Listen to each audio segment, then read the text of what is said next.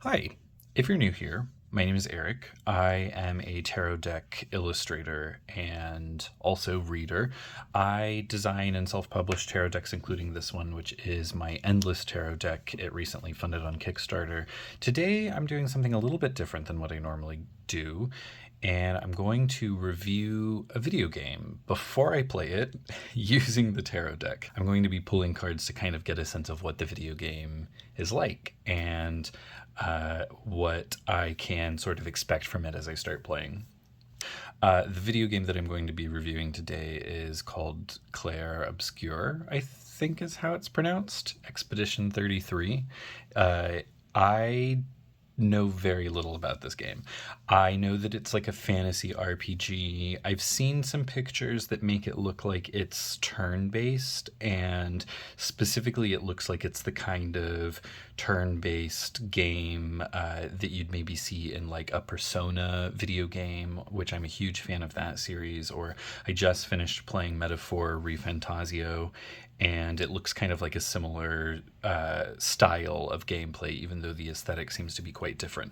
I don't really know what it's about. I don't know anything about the characters. I don't know anything about the gameplay other than I'm pretty sure it's turn-based. So I'm going into this kind of very blind, and I'm going to be pulling 6 cards from the tarot deck to kind of gauge a few criteria about the game before I play it, and then maybe, depending on if I finish it or not, I will make another video after I've played the game. The 6 different cards I'm going to pull are for 6 different sort of areas of the game that I want a review for before I get started. So the first card is going to just sort of represent like the general tone of the game, kind of a sense of what the game is about, and just sort of the vibe of the game.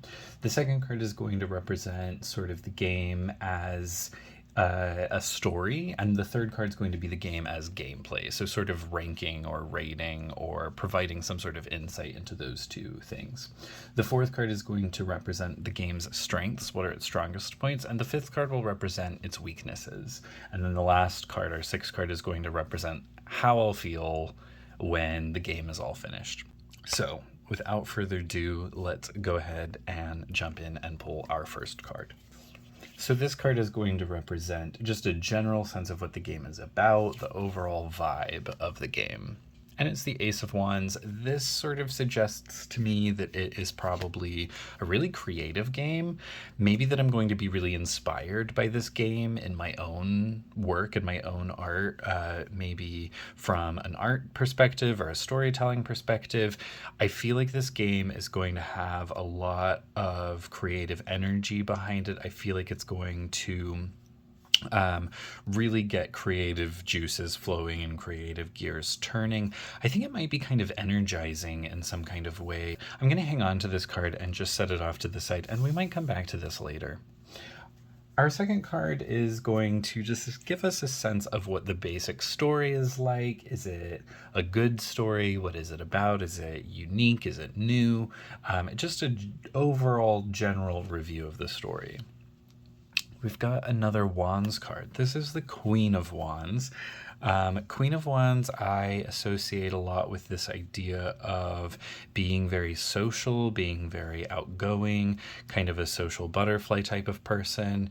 This could sort of be an indication that the story is incredibly character based. I think that sort of like the party of characters is really central, not necessarily on their individual levels, but in the ways in which they all come together, maybe under one particular character or one particular theme or goal that they share in common. I know that the game seems to have multiple characters and like a party of characters that you control. I think that that is going to be really central, not to the gameplay necessarily, but to the story itself. I think that story is going to revolve around how they interact with one another.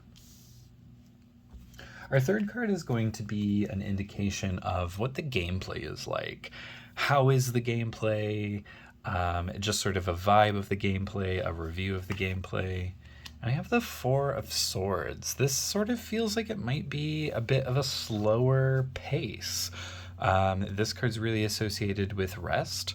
It's really associated with kind of taking a break, retreating from things. So the gameplay might be a bit different than anything I've played before, which is interesting to think about because it really does look like it's heavily based off of the Persona franchise from what little I've seen, which is a style of gameplay that I really enjoy.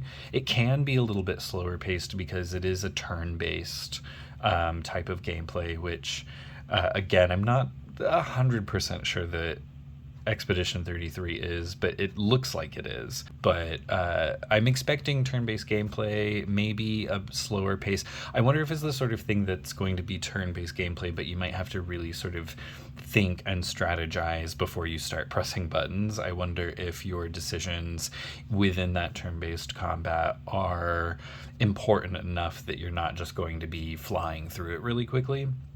There might be a need to kind of step away for periods of time and come up with a plan, come up with solutions to challenges that are maybe getting in your way and stumping you a bit before you progress forward, kind of taking a break off to the side. I wonder if this is a game that I'm going to be pausing a lot and looking things up or just taking little breaks from.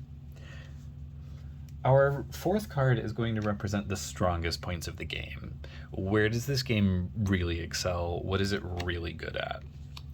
And we have the Emperor. So I'm thinking the way it's structured. I'm thinking this game is probably structured in a really smart, a really well fleshed out kind of way where you really get a sense of like the sort of refinement of it. The people who made this game probably spent a really lot of time sort of fine-tuning every little detail. And I'm guessing that that will be really evident as I start playing the game, that it's really complete and really well-structured. Our fifth card is going to represent where the game's weakest points are. What is it not doing very well? We have the Page of Swords. So, as much as it's going to be, I think, based on our first two cards, a really great creative experience, this Page of Swords being the game's weaknesses makes me wonder if it's not going to be like a particularly enlightening experience. I'm not sure I'm going to really learn anything playing this game. I'm not sure it's going to like scratch my curiosity in the way that I might want a game to. It could be something where we have like a big lingering question that never gets answered. There could be like a lot of mystery left at the end of the game, which for a lot of people I think would be a negative. I kind of like if a little bit of mystery remains after finishing a game or a movie or anything with a story, a book, a show. I like a little bit of mystery at the end. I don't think I'm somebody who needs every single question answered, but I wonder if this sort of suggests that something I would want answered won't be, or maybe while the game itself is very creative overall, I wonder if maybe it is not particularly unique in other ways. I wonder if there's going to be things about it that just feel like, oh yeah, I've played this before, I've done this before. The story is maybe not something super new or more intriguing than other things that I've already played. And then our final card is going to represent how I feel at the end of the game. Once I've finished playing the game, what am I going to feel like I got from it? What am I going to be left with? I have the Three of Cups, which is about togetherness. It is about coming together with the people you care about the most and celebrating. I think it's interesting to think about this card paired with that Queen of Wands.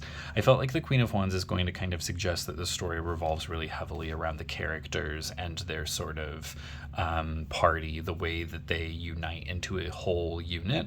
And so I'm not surprised that I would finish this game feeling like maybe I want to call my friends and invite them out to hang out or just be with each other. This is very much like a lean into your closest friends sort of a vibe, very much like a spend some time filling one another's cups sort of a feeling. So I feel like this really fits quite well with how I interpreted the Queen of Wands earlier. If you've played Expedition 33, I'd love to know what you think about this tarot-based review of it.